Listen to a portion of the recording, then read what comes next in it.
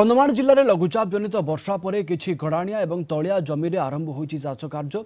चलित खरीफ में जिले में मात्र 37,500 एकर जमी धान चाष पर कृषि विभाग लक्ष्य रखिछि। पारंपरिक प्रणाली रे हेक्टर पिछा 18 क्विंटाल और आधुनिक प्रणाली रे 33 क्विंटाल धान अमल हुए। चलित वर्ष हेक्टर प्रति 25 क्विंटाल धान अमल करिवार लक्ष्य रखा जायछि। जिले में 1001 बीणा स्वर्ण पूजा आदि किसम धान चाष करा जाए। अन्य जमी में अणदान चाष करने चाषी को विभाग पक्षर प्रोत्साहन दि जाउछि।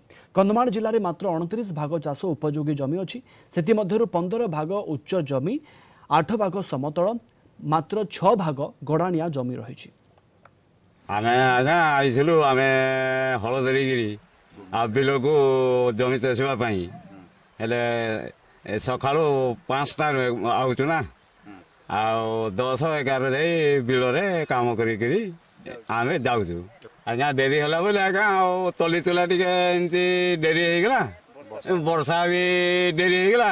जो कथा आमे कहउछन जे लघुचाप वर्षा पर चाष कार्य आरंभ होला सेटा नो। एठी टोटली प्रथम रु लघुचाप पई किछ नो। से कार्य केबे बंद हेइ नथला।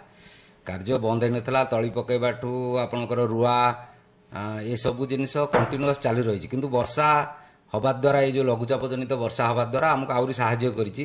कंधमाल रे 71 भाग जंगल थिबा बेले केवल 29 भाग चाष जमी अछि, जो थिरे कि 15 भाग उठाणिया जमी थिला बेले केवल 14 भाग चाष जमी। 14 भाग चाष जमी रे वर्तमान चाष कार्य आरंभ होईछि एवं अणधान चाष 15 भाग करा जाउछि। कंधमाल रो कैमरा पर्सन सागर पाठी सहित अजित महाराणा, कलिंग टीवी।